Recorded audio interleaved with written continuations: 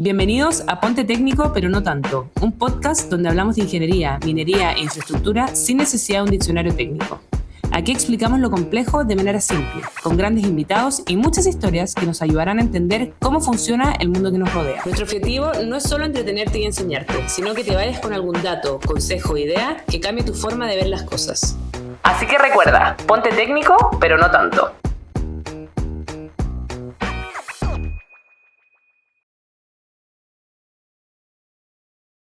Bienvenidas y bienvenidos a Ponte Técnico, pero no tanto, un podcast de R&Q Ingeniería, un espacio perfecto para poder conversar sobre ingeniería, minería e infraestructura sin la necesidad de un diccionario técnico, y vamos a conocer a grandes personas que están detrás de grandes proyectos. Hoy nos acompaña un ingeniero civil de la Universidad Católica de Chile, con un doctorado en ingeniería en la Universidad de Texas, Austin. Ha formado a más de 3.500 estudiantes, siendo profesor por más de 40 años en la Universidad Católica de Chile, donde también fue decano, y hoy lidera el Departamento de Ingeniería y Gestión de la Construcción. Fue ministro de Obras Públicas después del terremoto del 27 de febrero, creo que ya pueden saber de quién estamos hablando. Más tarde fue ministro de Minería después del incidente de los 33 mineros. Actualmente preside el Colegio de Ingenieros y es una voz clave en infraestructura resiliente, políticas públicas y formación de capital humano. Además de todos esos títulos, es un apasionado por compartir su conocimiento con la gente, disfrutar de las cosas simples y dejar huella siempre de lo técnico, pero no tanto. Perfecto para este podcast. Bienvenido, Hernán de Solminiac. Estamos muy felices de tenerte acá con nosotros hoy día. ¿Cómo estás? Muchas gracias. Muy contento de estar acá, de poder compartir las ideas que me va a sorprender con tus preguntas. Ojalá, espero no defraudarte.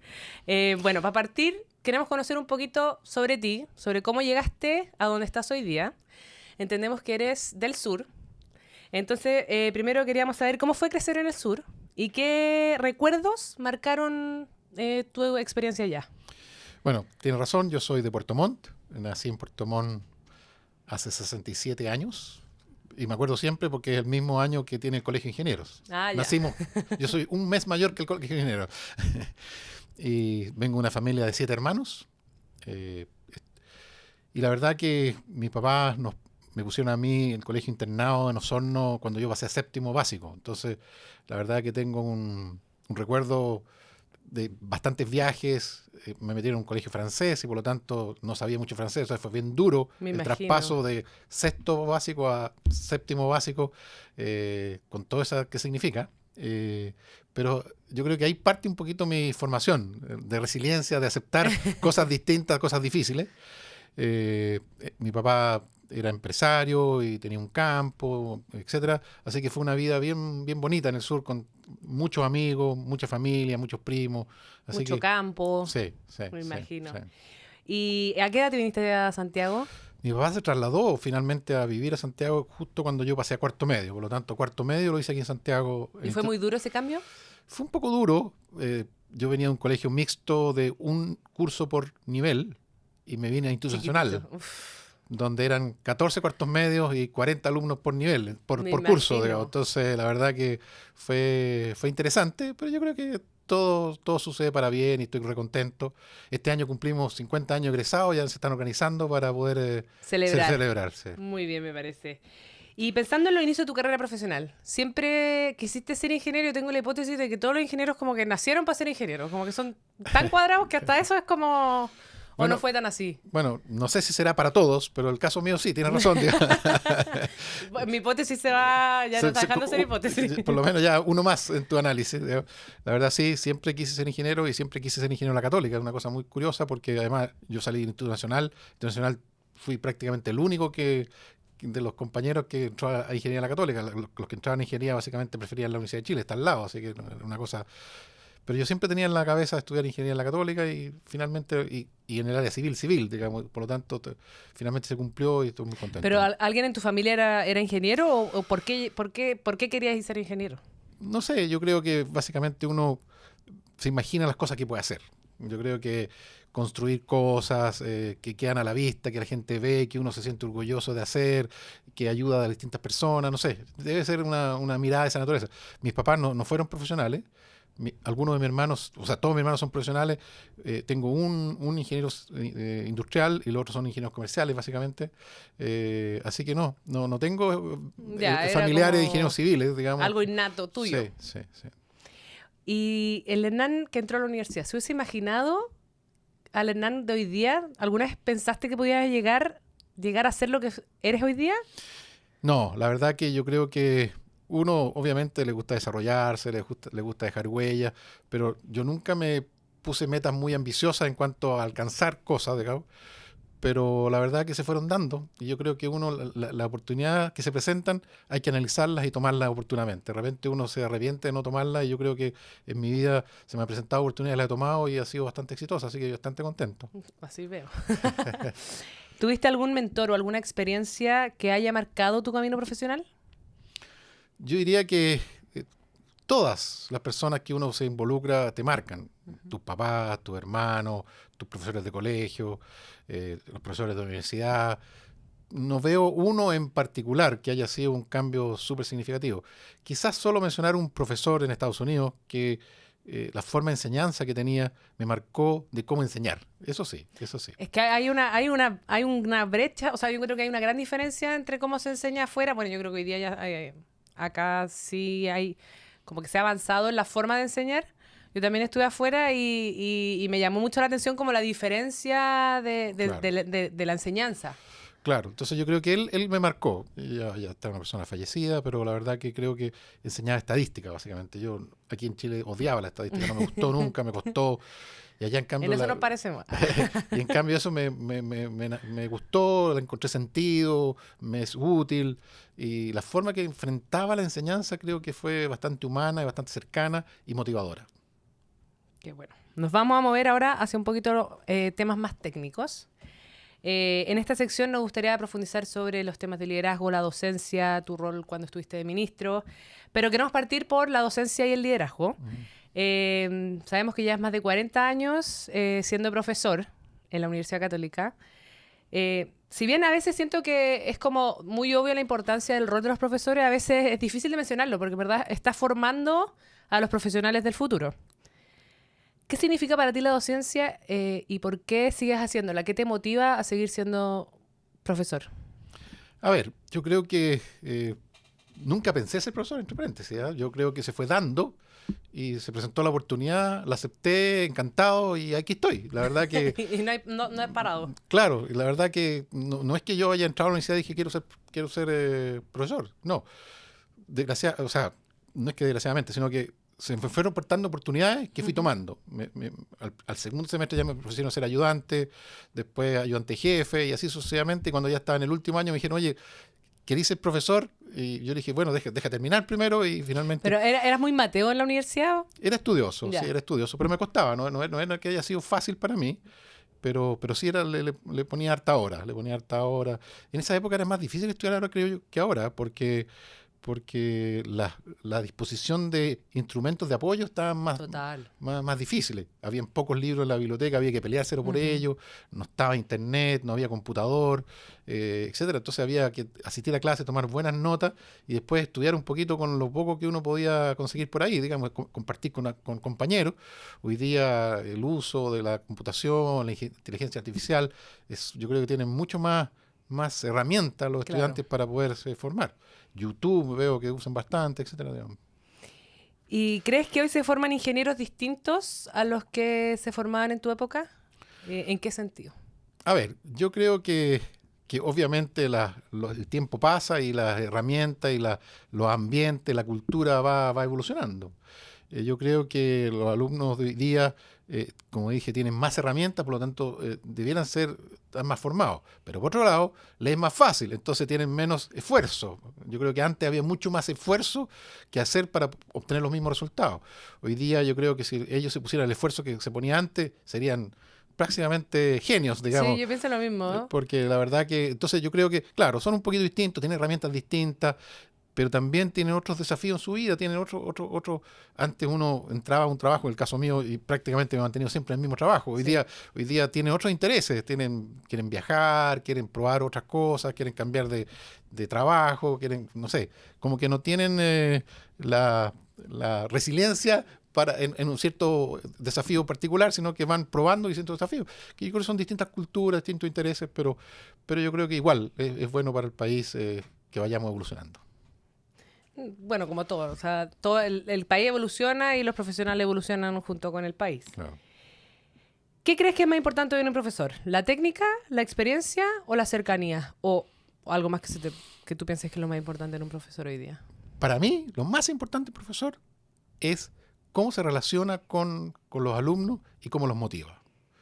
Porque, como dije anteriormente, hoy día hay muchos instrumentos que los estudiantes está todo en internet. todos pueden evaluar y ver. Entonces, yo, por ejemplo, he escrito muchos libros, 3 o 4 libros que usan los alumnos, y la verdad que de repente digo, pucha, lean el libro nomás, y yo aquí les voy a contar historias, los voy a motivar y qué sé yo, y es un buen complemento entre las cosas disponibles y la motivación que tiene que ser el profesor. Sí, El igual profesor tiene que ser muy motivador. Sí, pues debe ser heavy igual el cambio de partir enseñando hace 40 años atrás a lo que es hoy día, que hoy día tienen todo disponible. Claro.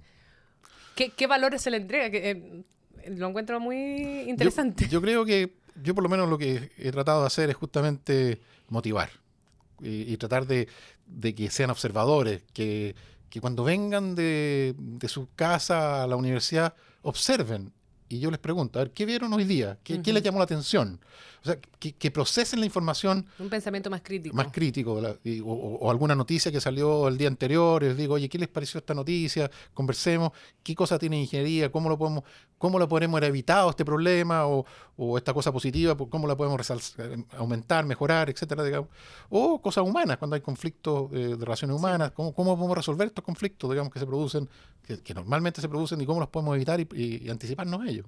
Entonces, yo creo que obviamente hay que hacer un trabajo más difícil porque hay que buscar el ejemplo y adaptarlo a la materia que uno está tratando de enseñar. Y con ingeniería no creo que sea tan fácil. Claro, entonces yo creo que es más desafiante para el profesor, pero es súper motivante. A mí me gusta mucho transmitir experiencia. ¿Y te ves enseñando por más años? Es cansador. Me imagino. Es súper cansador y también es cada vez más difícil con los alumnos. Los alumnos ponen menos atención, van menos a clase. Entonces el trabajo de motivación es cada vez más difícil. A veces, no sé, yo a veces pienso que no siempre como los más mateos o los que le iba mejor en la universidad son los que mejor les va en la vida laboral. Eso es un pensamiento propio, ¿ya? ¿Qué es lo que tú crees que un profesional debe desarrollar más a la hora de salir al mundo laboral? Más allá de lo que aprende en la universidad, porque no necesariamente porque me fue bien en la universidad me va a ir bien afuera. Sí. No, yo creo que la inteligencia emocional es clave. Yo creo que la cosa técnica uno las puede tener o las puede conseguir fácilmente en un momento dado, pero la inteligencia emocional de cómo tratar a los demás, cómo enfrentar un problema con las personas, cómo integrar equipos de distintas características para que lleven adelante el desafío de un proyecto particular, creo que ese es lo que uno tiene que practicar y mejorar. ¿Y en la universidad hoy día tú consideras que eso está cubierto? Yo creo que se ha avanzado. Obviamente uno tiene que seguir. Yo creo que hoy día hay cursos que practican eso, de forma de tratar. Pero obviamente hay que seguir avanzando en esa línea. Yo creo como que todavía está muy técnico, ¿no? O todavía está como muy de... Los alumnos como que no visualizan la importancia de eso. Yo diría que los profesores sí. Es difícil. Y motivar a los alumnos, ellos lo único que quieren es aprender un concepto y sacar una buena nota. Pero cuando uno trata de hacerlo más amplio, que tienen que enfrentar los desafíos con una mirada que integre otras disciplinas y que integre otras personas, como que les es más difícil. Entonces yo creo que ese es el desafío hoy día. Sí, yo creo que la integración es verdad, como de todo lo que uno aprende y toda esta parte más emocional, como de cómo afrontarlo, es clave. Respecto al liderazgo, ¿cómo defines tú a un líder? A ver, un líder es aquel que le creen. Es una persona un cierto gente que está bajo él o paralelo a él o sobre él, da lo mismo. Lo importante es que tenga una ascendencia, que esas personas le crean lo que está diciendo y traten de seguirlo en alguna idea. Pero también el líder tiene que ser capaz de aceptar comentarios para poder adaptar y mejorar su forma de pensar y forma de enfrentar los desafíos, digamos. Yo creo que básicamente un líder tiene que ser alguna persona que frente a un problema tiene alguna solución, pero integra la opinión de los demás y en conjunto tratan de implementar la mejor solución bajo ese liderazgo. O sea, para ti un líder no se impone. No, para nada. ¿Y qué El tipo que de...? se impone no dura mucho rato, No, porque ¿quién va no hay ¿quién va a seguir bajo una persona que solo con la autoridad lo está tratando de hacer respetar? Y los profesionales normalmente tienen su opinión y por lo tanto es importante que se tomen en cuenta. Estoy muy de acuerdo. ¿Qué tipo de liderazgo te representa a ti?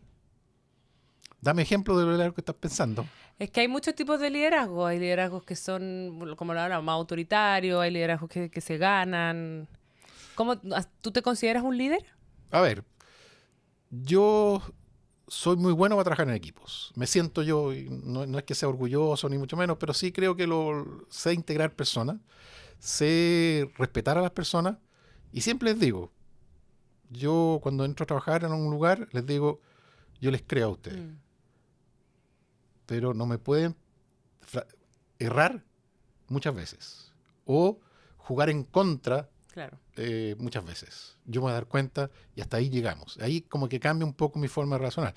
Uno se equivoca no es problema, pero si se equivoca intencionalmente o le hace algún daño, ahí yo como que reacciono un poquito más duro. Igual yo creo que es importante lo que tú dices de hacer parte a la gente. Yo creo que uno también considera un líder cuando se siente considerado por esa persona, como que empiezas a seguirlo porque te está escuchando, porque te está viendo. Claro, por ejemplo, yo con los alumnos no trato de imponer que escriban sus tesis o sus trabajos tal como yo quiero. Claro. Le trato de decir cómo lo tienes que hacer para hacer bien. No me preocupo de los detalles, me preocupo del concepto, porque finalmente él es el autor del documento que está haciendo, pero si yo le digo exactamente cómo hacerlo, prácticamente yo soy el autor. Entonces eso no me interesa motivarlo a que aprenda a analizar un problema, expresarlo y defenderlo. Ahí se nota tu pasión por esa docencia, el interés que hay detrás. Volviendo a tu año en política, específicamente a tus roles cuando fuiste ministro, dado que este podcast busca que todos entendamos de manera muy simple distintos temas, si tuvieras que explicar de manera muy simple cuál es el rol de un ministro. Bueno, la verdad que esa fue la pregunta que me hice cuando me ofrecieron ser ministro. Me imagino, es lo que todos nos preguntamos. Uno sabe que existen los ministros, pero en la práctica... La verdad que no es tan fácil.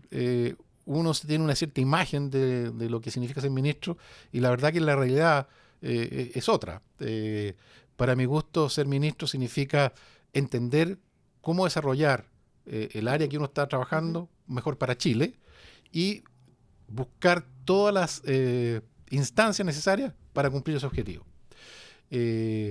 Uno no tiene prácticamente don de mando, ¿eh? Básicamente lo que tiene uno es convencimiento a las personas, a motivarlas a que la propuesta que uno está haciendo es la más adecuada. Acuérdense que uno tiene que ir a hablar con los diputados, con los senadores, con la gente que trabaja en el ministerio, con los otros ministros, con la gente en general que se va a ver beneficiado o afectada por la actividad que uno está haciendo. Entonces, mucha gente involucrada. Hay muchos stakeholders, de alguna forma, que hay que tener presente al momento de tomar decisiones. Entonces, yo creo que también lo que no tenía presente yo cuando asumí es que la parte comunicacional es clave, la más importante, casi. Y siempre se dice, hay un dicho que dice, lo que no se comunica no se sabe. Totalmente cierto. Entonces yo creo que por mucho que uno haga bien la pega, pero si no la transmite adecuadamente, probablemente la gente no la va a percibir como una buena pega. Entonces yo creo que las comunicaciones es clave en los ministerios. ¿Fue una buena experiencia para ti? Muy, muy buena. Yo agradezco mucho al presidente Piñera, fue el que me invitó a mí. Me invitó sin terremoto y asumí con terremoto, así que fue un cambio radical de lo que tenía expectativa a lo que finalmente me tocó hacer. Y después me cambié a minería, también fue una experiencia novedosa. Yo cuando me ofreció ser ministro, yo solo respondí que podía ser ministro de Obras Públicas, por la experiencia que yo tenía y donde yo podía hacer aporte. Me contestaron que probablemente iba a ser difícil que yo fuera ministro porque es el ministerio más interesante para muchas personas. Me imagino. Pero yo dije, bueno, esa es la experiencia que yo tengo. Soy un doctorado en obras públicas, he enseñado en obras públicas, he trabajado con el MOB muchos años, etcétera. Entonces ahí yo puedo aportar. Y finalmente se dieron las condiciones y me dieron ahí. Y después cuando me cambian a minería, bueno, ya tenía un poco más de experiencia en el sector público, claro, y por lo tanto acepté. Si hubieran ofrecido minería el día 1, probablemente no hubiera aceptado. Y enfocándonos en el desafío que tuviste en tu primer paso como ministro cuando fue después del terremoto del 27 de febrero. Primero que todo, ¿cómo fue pasar de enseñar al Ministerio de Obras Públicas? Claro, hay que recordar que yo no pasé necesariamente solo de enseñar Claro. a las obras públicas, sino yo era decano. No, sí. Yo renuncié a ser decano para asumir como ministro de Obras Públicas. Y ser decano se parece un poquito a la labor de... Porque tampoco como decano tiene mucha autoridad uno para Claro. ordenar a la gente que haga lo que uno cree que hay que hacer, digamos, sino que también tiene que motivar a la gente que Convenciendo convenciendo todo el día. Entonces yo creo que tenía una cierta experiencia de la forma de enfrentar un cierto Perfecto. trabajo. Creo que no me fue tan difícil. Y tampoco me fue tan difícil porque yo conocía a mucha gente en el Ministerio de Obras Públicas. La verdad que, ¿Te sentiste más cómodo en el claro, ambiente? muchos de ellos habían tomado clases conmigo, ya sea de esos cursos de diploma Claro. o cursos específicos, etcétera. Y también yo había hecho bastantes investigaciones que se implementaron en Obras Públicas, entonces también tenía cierta relación con algunas personas del Ministerio. Entonces me era natural moverme ahí. Y creo que tuve una buena acogida en general, tuve una buena acogida. Entonces, no me fue tan difícil a mí, pero me imagino que uno viene de un sector distinto, probablemente Sí. el impacto debe ser terrible. No tenía experiencia, eso sí, en el sector público. Y que tú sabes que en el sector público se puede hacer todo lo que está autorizado Claro. oficialmente. Sí, En po. el sector privado tú puedes hacer todo lo que tú quieres, salvo lo que está prohibido. Sí. Entonces, el enfoque es completamente distinto. Y Las reglas del entonces, juego son... claro, entonces es muy importante tener a alguien que te vaya soplando al lado diciendo qué cosas puedes hacer de verdad y cuáles no. Me imagino. Y eso yo creo que tuve suerte porque gracias a la recomendación del ministro que yo reemplacé, que es Sergio Vital, que fue un caballero al momento del traspaso, me dijo: Hernán, necesitas una persona que te acompañe en esa línea. Y yo le pedí, y el presidente Piñera aceptó a Loreto Silva, y ella es abogado. Entonces Ahí está, entonces cubierto. realmente fue una ayuda muy importante para saber lo que se podía Muy hacer buen consejo. y cuáles no, digamos.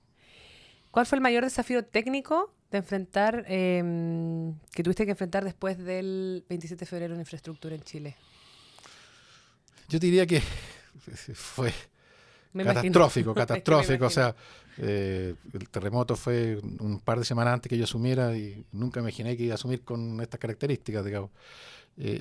Yo diría que justamente lo que mencioné, cómo enfrentar cosas que en el sector privado uno podría hacerlas rápidamente, Claro. y cómo hacerlas en el sector público con las instrucciones y con los reglamentos que existen. Y digamos. con los recursos también. Y con los recursos, digamos. Entonces yo creo que ese fue un gran desafío y quizá un hito, porque son muchos, hay puentes, hay aeropuertos, hay caminos, etcétera, muchas cosas que uno podría decir, pero me tocó hacer un requerimiento que me pidió el presidente, que fue demoler los edificios que estaban dañados en Concepción. Primero eran edificios privados, que no sé, No, sí. no, es muy difícil hacerlo. Tampoco el MOP tenía autorización para hacer ese tipo de cosas. Entonces finalmente logramos buscar un mecanismo por el cual se pudiera hacer, y lo logramos a través de un mandato del Ministerio de Interior, que era preocupado de la seguridad. Y entonces finalmente a través de ayuda de técnicos, entre ellos el actual rector de la Universidad Católica, pusimos exoesqueletos a los edificios para que no se caigan. Ah, Los afirmamos por fuera. o sea, no los votaron. Lo afirmamos y después votamos la parte de arriba. Ah. Entonces, esa cosa fue bien ¿Y interesante. qué hicieron con la gente que estaba ahí No, viviendo? no, todas había que sacarla. Ya. Todas había que sacarla. Y lo peor que eso, ¿y por qué lo hicimos? Porque había que sacar todo lo que estaban alrededor de la cuadra. O sea, toda la cuadra había que sacarla. ¿Cuánto tiempo tomó eso? Pucha, yo diría que por lo menos tuve como 6 meses en encontrar la solución y después materializarla. Entonces fue harto tiempo. Pero costó encontrar la solución exactamente por las dificultades administrativas que tiene de trabajar en el Estado. Digamos que no es tan fácil implementar cosas que no están autorizadas. Cuando llegué al ministerio dije: quiero demoler el edificio. Y el abogado me dijo: ¿dónde dice en el reglamento del MOC que tú puedes demoler edificios? Claro. Privados. Los privados. Hoy se habla mucho de la infraestructura resiliente. ¿Tú nos podrías explicar en simples términos a gente como yo a qué se refiere ese término y por qué es tan importante en el mundo en el que vivimos hoy día? Bueno, la resiliencia también está en las personas. Ujú. Y la resiliencia es bien cómo yo enfrento los problemas y cómo me recupero de esos mismos problemas. Ujú. Entonces, la infraestructura resiliente es exactamente el mismo concepto. Es decir, cómo ante un evento de la naturaleza, por ejemplo, sufre menos esa infraestructura y cómo la recupero más rápidamente. Entonces, es más resiliente una infraestructura cuando se daña menos y se recupera más rápido que la no resiliente. Y al final hoy día está muy, como se habla mucho, me imagino que es por el cambio climático y todo lo que pasa, que al final tenemos que, las estructuras tienen que estar preparadas para lo que venga, para estos eventos que no son tan predecibles. Efectos de la naturaleza tenemos muchos. Entre ellos, lo que más conocemos en Chile son los terremotos. Se nos sumó los tsunamis.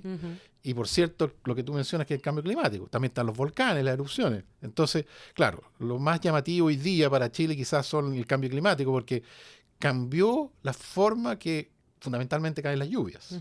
Las lluvias hoy día caen menos, pero más concentradas en un corto tiempo. Entonces, los caudales de los puentes en un momento dado son mucho más grandes que antes. Se disparan. Claro, entonces, ¿cómo yo enfrento este desafío de tener que estos puentes no se caigan?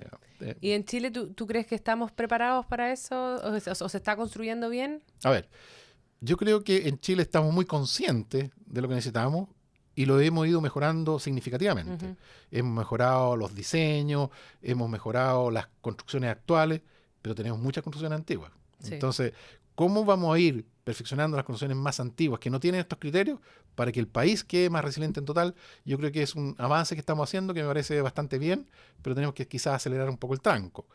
Otra forma en el caso de las carreteras, de tener infraestructura resiliente, es tener más vías para mover entre dos puntos. Claro, entonces, no solo una sola opción. Al final. Redundancia. Claro. Eso también es una forma de mirar la resiliencia, porque si yo voy del punto A o de Puerto Montt a Puerto Vara y solo voy por la ruta 5 y se corta algo en la ruta 5, soné. En cambio, total. Si tengo alternativa por Alerce o por otro lado, digamos, llego a Puerto Vara cuando... Yo me acuerdo cuando fue el terremoto, yo estaba en Santo Domingo, pero me estaba quedando en Algarrobo y fui por un puente y el puente se cayó. Menos mal había otra vía, que era mucho más larga, y pudimos volver al Algarrobo. Claro.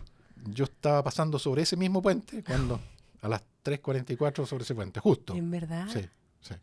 Qué heavy. ¿Y lo viste así? Sí, paré en el puente porque se movía todo, no sabía bien lo que pasaba. Yo fui a buscar a mi hijo a la discoteca. Ya estábamos en la misma discoteca. Probablemente. Tu hijo y yo estábamos en la misma discoteca, seguro. Claro. Y yo pasé a buscar y crucé el puente y se empezaba a mover el auto y sonaba. Y yo dije, qué raro, se pinchó una rueda, pensé yo. Paré y seguía moviendo. El motor está malo. Paré el motor y se seguía moviendo. De repente veo las luces del puente que se movían y aprendí y salí rápido, digamos. Menos mal. Sí. Qué heavy. Sí. Wow, sí, yo me acuerdo de ese día. Entrando ya en tu rol como cuando fuiste ministro de Minería y entendiendo que la minería es el motor económico de nuestro país, desde tu punto de vista, ¿qué tan clave es el rol del ministro de Minería en plano general, poniéndolo en perspectiva con todo el resto de los ministerios, obviamente sin desmerecer ninguno, y qué tan desafiante fue? A ver, yo creo que la primera reflexión que hago en eso es que es un cambio radical en ser ministro de Obras Públicas que ser ministro de Minería. El ministro de Obras Públicas implementa cosas a través de terceros, por cierto, pero materializa obras para llevar adelante. El ministro de Minería es un rol mucho más de política pública. El rol es buscar los desafíos para que la industria se desarrolle. Claro. Prácticamente el ministerio no hace minas, no opera minas. Tiene de alguna forma, en forma indirecta, dos empresas que dependen del Estado, pero tampoco dependen del Ministerio de Minería hoy día, digamos. Entonces, salvo Enami, que el presidente del directorio es el ministro, pero Codelco prácticamente no tiene participación, salvo en la Junta Accionista, que una vez al año, en representación del presidente de la República. Entonces, no es tan operativa, es mucho más de política pública, de la seguridad, de que las faenas se desarrollen bien, tanto técnicamente como cuando se cierran, que el trabajo de las personas sea el adecuado, y por lo tanto es una relación completamente distinta a la que uno hace en un ministerio más operativo. Claro. Pero es muy bonito, muy interesante y muy desafiante la mirada internacional sobre Chile a través de la minería. Yo viajé fuera de Chile como ministro de Obras Públicas y viajé como ministro de Minería. La verdad que hubo una diferencia enorme. No me imagino. Una diferencia enorme. El ministro de Minería es casi como el presidente de Chile desde el punto de vista de la minería afuera, digamos. Entonces, y el de Obras Públicas, hola, que le vaya bien. Claro, no tiene tanta importancia afuera, digamos. No, obvio, sí, claro, me imagino. Claro. Y bueno, hablando de la seguridad, para RICU es uno de los valores más importantes que tenemos. Y sabemos que es un tema que tú entiendes muy bien, sobre todo después de lo que pasó con los 33 mineros. ¿Cómo recuerdas ese periodo? ¿Y qué fue como... ¿Qué aprendizaje te dejó como la diferencia que fue como el cambio que hubo de antes de los 33 mineros a después en términos de seguridad? Sí, solo recordar para la gente, yo no estaba Sí, de ministro de Minería cuando fue fue los después. 33, fue después, yo Sí. lo tomé después. El accidente de los mineros fue a fines del 2010 y yo asumo el El ministro de 2011. Minería el 2011, Ujú. en julio del 2012, y te puedo decir exactamente el 18 de julio del 2011. Y me tocó liderar los cambios normativos de la seguridad de las faenas mineras en ese tiempo, que ya venían trabajando el ministro anterior para Pero ahí se poder... hizo como imperativo No, sacarlo. claro, se venía trabajando. Y finalmente entonces se hicieron todos los cambios necesarios para que se tengan faenas más seguras, tanto de pequeña minería, mediana minería como gran minería. Yo creo que se hicieron esfuerzos. Y los números, no los recuerdo en este momento en detalle, pero hubo un cambio significativo. Sobre todo lo que uno mira más es la tasa de fallecimiento. Y la tasa de fallecimiento fue una disminución importante producto de las medidas que se tomaron. Eh, Creo que Chile es bastante adelantado en todo esto de la seguridad, especialmente, diría yo, comparado con otros países, en la pequeña y mediana minería. En otros países Sí. prácticamente es bastante no formal, es más bien informal y por lo tanto los riesgos que hay son bastante más altos. Aquí en Chile prácticamente no existe la minería informal y todo está regularizado y creo que NAMI ahí cumple un rol interesante. ¿Y qué desafíos ves tú en la minería en términos de seguridad hoy día en Chile? Yo creo que hay que seguir trabajando en el tema de la cero fallecimiento. Yo creo que Mm, el cero fallecimiento es clave y para eso hay muchas tareas que hacer. Los incidentes, manejar los incidentes. Yo creo que también hay que tener cuidado de no matar de poner tanta normativa y tanta cosa que finalmente la productividad se disminuye claro. tanto. Entonces es un balance atractivo entre una excelente seguridad y una muy buena productividad. Yo creo que básicamente para mi gusto, si uno lo mira bien, la mayoría de los accidentes son culturales y no tanto fallas mecánicas, porque las fallas Claro, claro, mecánicas, claro. las fallas Las mecánicas, formas de... las fallas mecánicas se pueden anticipar, se pueden hacer buenas mantenciones, se pueden trabajar bien en esa línea y anticiparse a eso. Yo creo que eso está.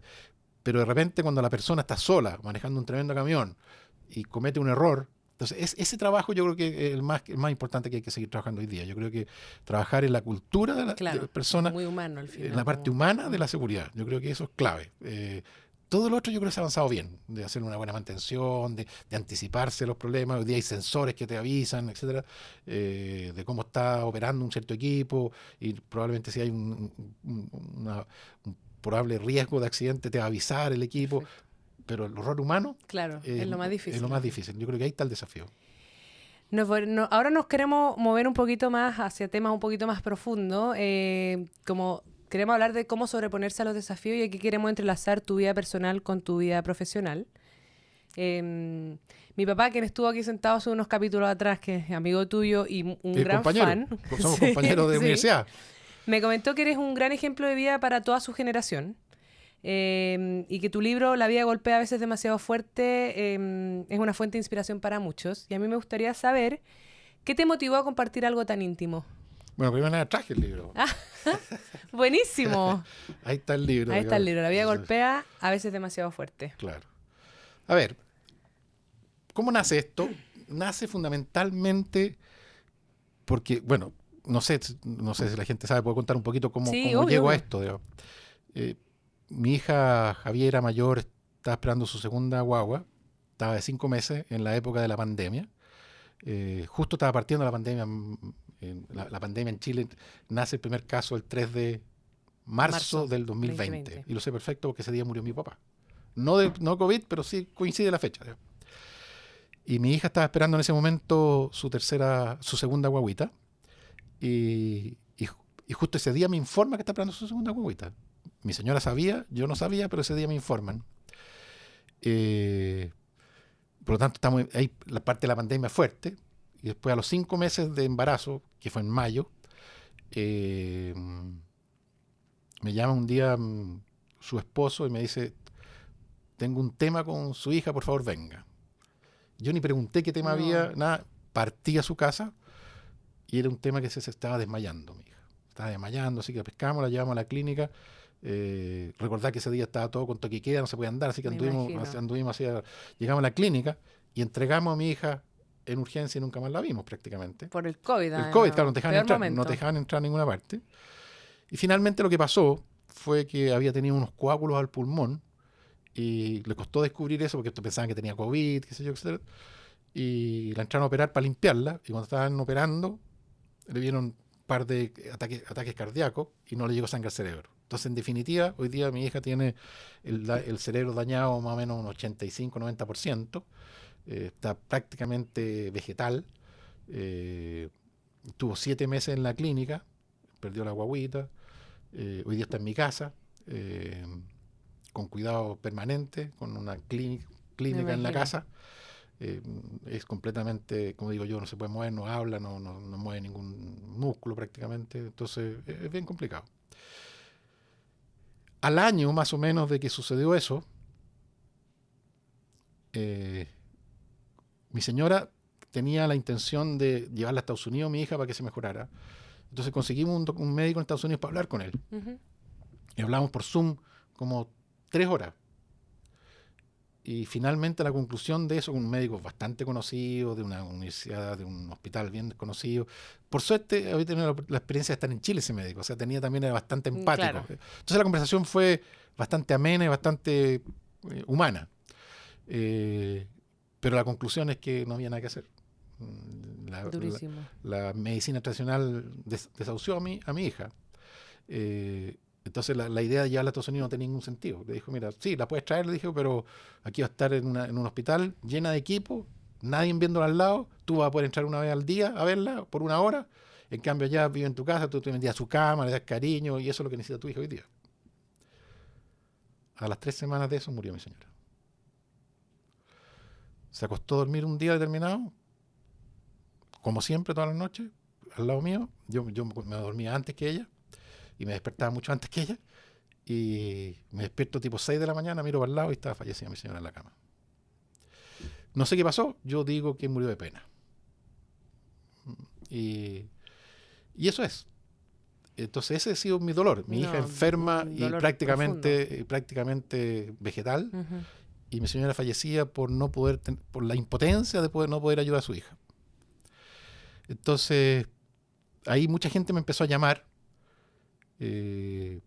Mucha gente que mi señora trabajaba en una empresa de colocación de ejecutivos. Entonces era bastante conocida, era una empresa chica, pero muy conocida y me llamó mucha gente y me decía, oye, tu señora fue muy importante para mí profesionalmente. Y empezaron a llamar mucha gente dando testimonio de la importancia que había sido para ellos la participación de mi señora en su vida profesional. Qué lindo. Muy bonito. Entonces yo dije, chuta, mi señora nunca me contó esta cuestión. Yo sospechaba, yo sabía que trabajaba y lo que hacía y me contaba cosas, pero como era... Pero no la huella que ella estaba dejando. Claro, y como el recurso humano es una cuestión más personal, tampoco ella lo contaba en detalle. Entonces yo dije, chuta, yo voy a escribir un libro para destacar el trabajo profesional de mi señora. Ahí nace. Y empecé a pensar cómo hacerlo, y como buen ingeniero escribí un índice, nació y murió, digamos. Muy ingeniero. Muy ingeniero. Entonces fui a hablar con una editorial, que es la Universidad Católica, y la directora me dijo, mira, sí, muy bonito esa cuestión, pero ¿por qué no hacemos una cosa más que le ayude a más gente? Claro. Entonces ahí nace y cambiamos el foco del libro. Y el foco del libro entonces más bien una expresión de la vivencia familiar y personal mía, fundamentalmente en la vivencia de este dolor que hemos tenido con familia. ¿Y te ayudó a escribirlo? Mucho. ¿A sanar? Sí. No sé si uno se sana. No, obvio. Pero para sobrellevar la cosa mucho más fácilmente. ¿Y cómo fue escribir? Porque me imagino que al escribir uno igual revive el dolor. Y tú seguiste trabajando, seguiste haciendo tus cosas. Sí, ¿Cómo fue? De hecho, murió mi señora un día martes. Y el jueves yo era director de Codelco, y el jueves era director de Codelco. Y si yo no iba, no se podía hacer el directorio. Así que tuve que asistir al directorio de Codelco, porque si no, no había quórum. ¿Y cómo lo hiciste? Bueno, yo creo que esta experiencia que conté al inicio, de estar en internado, de vivir, cambiarse a un colegio diferente, de ir a estudiar a Estados Unidos, de todas esas vivencias duras, son súper formadoras. Entonces yo creo que logré avanzarlo. Entonces, para escribir el libro yo pedí ayuda. Me ayudó una periodista. Y ella me entrevistaba, yo escribí algunos capítulos, ella entrevistaba, porque también el libro tiene muchas entrevistas a otras personas. Entonces toda esa parte la hizo ella también. Pero ella me ayudó a dar el hilo conductor del libro. Ya. Y eso yo creo que fue bueno. Yo diría que yo ya no le llamo periodista a ella, sino la llamo psicóloga. Bueno, sí, es una... Le llamo psicóloga porque la verdad que me sacó muchas cosas de adentro que yo probablemente no hubiera sacado. No hubiera sacado y me ha sido útil. De hecho, yo he dado charlas sobre esto en muchos lados. Vengo llegando de Osaka, que ProChile me pidió y di una charla de mi libro allá en Osaka, en Japón. Buenísimo. O sea, la verdad que cada vez que lo hago me ayuda, me siento mejor. Y además, yo uso harto las redes sociales y mucha gente me contacta y también veo que le ayuda. Que le ayuda a esas personas. Sí, yo leí harto que mucha gente, como que mucho review como de la ayuda que había sido ese libro Claro, para las personas. Claro, y no solo gente que ha tenido dolores, sino gente que tampoco no ha tenido dolores. Cuando lo escribiste, ¿pensaste que podías No. ayudar a alguien? O sea, siempre pienso que puede ayudar, pero nunca tanto el impacto que está teniendo. La verdad que llevamos la 3ª edición y la gente me sigue preguntando, etcétera. Digamos. Así que creo que ha sido valioso no solo para mí y mi familia, sino que también para muchas personas. Eso es muy lindo. Mm. ¿Qué mensaje le podrías dejar a la gente que nos está escuchando respecto a sobreponerse a los desafíos que nos pone la vida, como algo así tan fuerte que viste tú? ¿Qué tipo o qué cosa le podrías decir? Mira, yo le diría que todos tenemos problemas y que hay otras personas que han vivido lo mismo o peor que lo que uno está viviendo y han salido adelante. Y por lo tanto yo creo que hay que vivir el día a día, aprender de lo que uno le ha tocado, no amargarse, incluso sonreír. Yo creo que yo soy bueno para contar chistes, soy bueno para animar cosas y lo sigo haciendo, no porque tengo este dolor voy a ser una persona amargada ahora en adelante. Disfrutar el camino y no esperar tener un éxito para celebrar y ponerse contento. Si uno lo ejemplifica, lo hace como ejemplo en el fútbol, no solo hay que ponerse contento el gol o el triunfo final, sino disfrutar todo el proceso, desde que parte y cuando se pierde, bueno, uno está con más pena, pero no tiene que estar amargado, porque se dio lo máximo que uno puede dar. ¿Te fijas? Entonces, yo creo que disfrutar el camino es clave, disfrutar el día a día, disfrutar los amigos, disfrutar la vida, todo. Yo creo que concentrarse de repente en un tema en particular y como esconderse en ese tema, que a veces uno se esconde en el tema, no hace bien. Y conversarlo. Yo creo que conversar sus dramas, yo creo que es interesante. Yo creo que no conversarlo, uno se va cerrando y cada vez peor. Digo. Es un muy buen consejo. Muchas gracias. Nos vamos a mover ahora a algo un poquito más dinámico. Se llama Preguntas Random. Aquí no hay respuestas buenas ni malas, solo queremos ver tu lado más espontáneo, ¿ya? Si no fuera ingeniero, ¿qué serías? Yo te diría que no sería médico. No, yo tampoco. Yo te digo, yo postulé a ingeniero y arquitectura. Ah, ya, arquitecto. Sí. Igual está relacionado. Si hoy pudieras hablar con el Hernán recién regresado, ¿qué consejo le darías? ¿Regresado de dónde? Egresado. Ah, egresado. Le diría, disfruta lo que estás haciendo. No te estreses innecesariamente. Qué buen consejo. Yo creo que hoy día todos vivimos estresados. Sí, yo creo que uno se estresa demasiado. ¿Algún talento oculto que nadie sospecha? Aparte de la escritura. Bueno, no sé si es talento, pero tengo una anécdota. ¿Ya? Yo conté chistes en Sábado Gigante.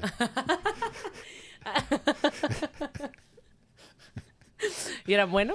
¿Se reía la gente? ¿Pero era como en público o era un concurso? Era en vivo. Ah, en vivo. Wow. Y gané. Ah, ganaste. Gané la semana, gané el mes y gané el año. He hecho broma yo diciendo que lo vamos a buscar. Bombo Fica no. No es nada al lado tuyo. Claro. No sé si es un talento, pero es una gracia. Digamos. ¿Cuál es tu grupo o cantante favorito? Bueno, Beatles es siempre un clásico. Sí. ¿Tienes alguna anécdota en terreno que parezca chiste, pero que pasó de verdad? Chuta, a ver. Si no se te acuerda ninguna, no importa. No tengo así. O sea, debo tener. Sí, pero no se me obvio, ocurre. pero es difícil. Sí. Ya. ¿Team café o team té? Los dos, porque tomo té en la mañana y café en la durante el tarde. día. Ah, wow. Mucha cafeína en tu cuerpo. ¿Cuál es tu libro favorito? No tengo un libro favorito, pero los libros que leo me gustan los de historia novelada. Ya. Destino soñado para desaparecer por una semana sin que nadie te moleste. Yo soy fanático del campo. Y trato de irme al campo. ¿Al sur? Al sur, cerca de Valdivia. Y trato de pasar ahí Desconexión. desconexión, conversando con la gente que trabaja conmigo, viendo los bosques, viendo los animales, viendo los avances, viendo las dificultades, descansando. ¿Algún sueño por cumplir que te quede dando vuelta? La verdad que ya he vivido tanto que no tengo sueños así tan maravillosos, digamos, pero sí seguir viajando, seguir conociendo gente, seguir ayudando a gente, creo que son cosas que uno tiene permanentemente. Bueno, para ir cerrando y en honor al tiempo, nos gustaría preguntarte la última pregunta. ¿Qué significa para ti la frase disfrutar el camino? Es exactamente lo que dice. Es decir, estar contento con lo que uno hace. Es decir, yo voy a estudiar, el camino de estudiar hoy día es leer este libro y lo estoy disfrutando. Pero es por día, no es que quiero disfrutar un día de un mes, no. Cada día, cada paso que doy, lo tengo que disfrutar. Es difícil a veces cuando uno se despierta, o sea, me imagino que como que tiene días y días, o sea, yo me imagino que disfrutar el camino suena muy lindo, pero hay veces que uno se despierta y no... Está bien, si las dificultades también son enseñanza. No es solo disfrutarlo positivamente. Claro, es aprender a disfrutar lo malo también. Es aprender a disfrutar de distintas maneras. Es casi como ir aprendiendo lo que uno está haciendo, porque si uno se amarga, no es disfrutar. Entonces, si yo tengo una gran dificultad, me imagino la dificultad que yo he tenido, y estaría amargadísimo. Así que no. Entonces, es como, no es que disfrute lo que esté viviendo, lo que me tocó vivir, sino que he aprendido y puedo enfrentar con mayor optimismo el futuro producto de ese aprendizaje. Muy lindo. Con esa respuesta cerramos este capítulo con Hernández Solminiak, una figura muy importante en obras públicas, en lo que es infraestructura, en la docencia. Su visión técnica combinada con su pasión por la docencia nos deja valiosas reflexiones. Te agradecemos mucho habernos abierto la puerta a tu historia, a tus experiencias. Sin duda es una persona que tiene un gran trayecto del cual todos podemos aprender algo. Así que muchas gracias hoy día por acompañarnos. Muchas gracias a ti, y ya que traje el libro te lo dejo. ¡Eso! Me fui con regalo. Así que gracias a todos por escucharnos hoy día. Los invitamos a seguir las redes sociales de RICU y nos vemos en un próximo capítulo de Ponte Técnico, pero no tanto.